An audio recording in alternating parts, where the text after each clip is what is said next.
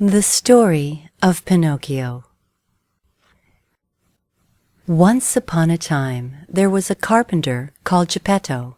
He lived alone in a humble workshop, surrounded by clocks and music boxes made out of wood, and dreamed about having his own little boy to keep him company. One evening, when he was feeling very lonely, he decided to carve a puppet out of wood. Geppetto was such a fine carver that when he was finished, the puppet almost looked real.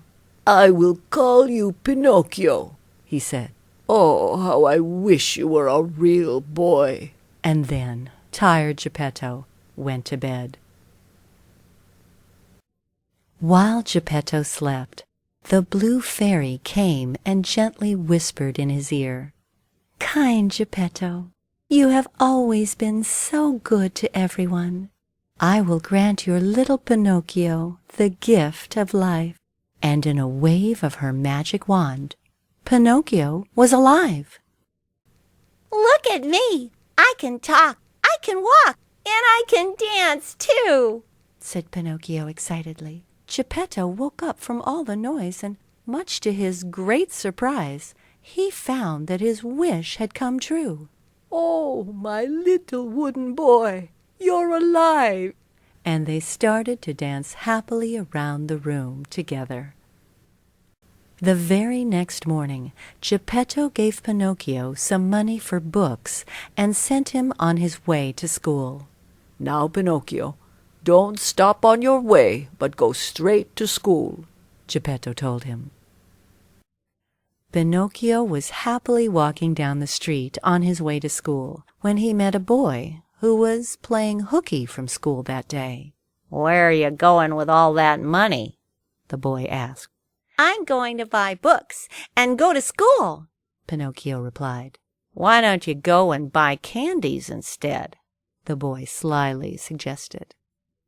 Suddenly, a little talking cricket jumped up on Pinocchio's shoulder and whispered in his ear, "Don't do it, Pinocchio! Don't listen to what that boy says!" But Pinocchio didn't care about the talking cricket and went inside the candy shop instead. "Did you get all that money just for candies?" the lady in the store asked Pinocchio. "Oh, yes. My father wanted me to buy them," Pinocchio replied.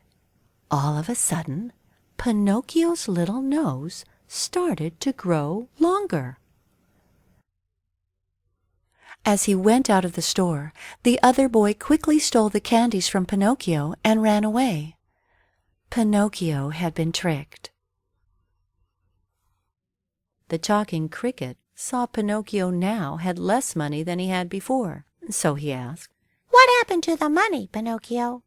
I lost it," Pinocchio replied, and his nose grew even longer.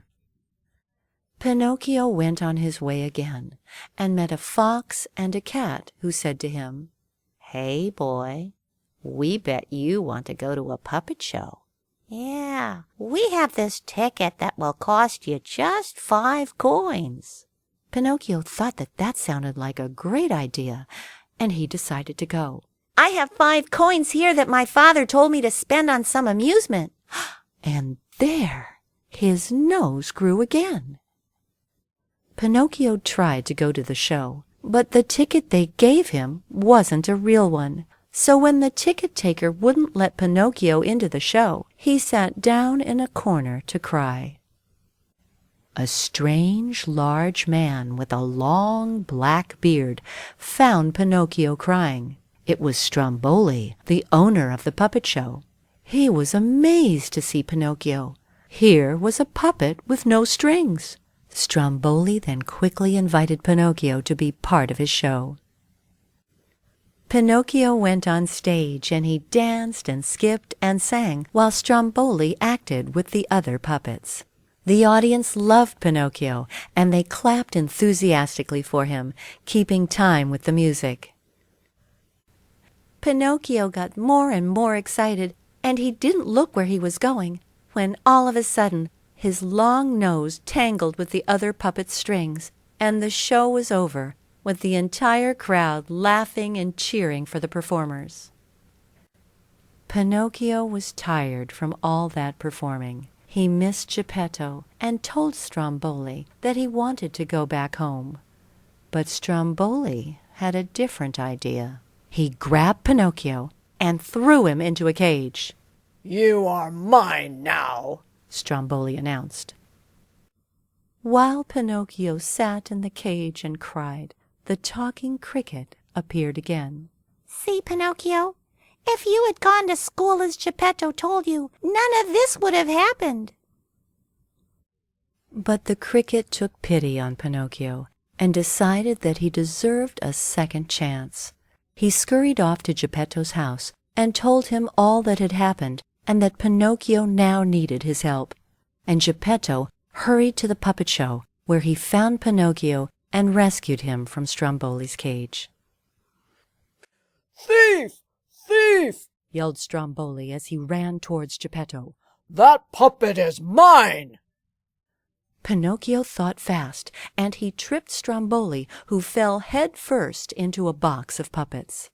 As a result, Pinocchio and Geppetto managed to escape, and they both returned safely back home. "Oh, Pinocchio," Geppetto said, "look at your nose. That is what happens to little boys who tell lies." Pinocchio was ashamed, and he decided to finally tell the truth to Geppetto. And as he did so, his nose got smaller and smaller and smaller. And then, all of a sudden, Pinocchio realized that he was not made of wood anymore. Instead, he was a real boy. He lived happily ever after with Geppetto, and Pinocchio never told a lie again. The end.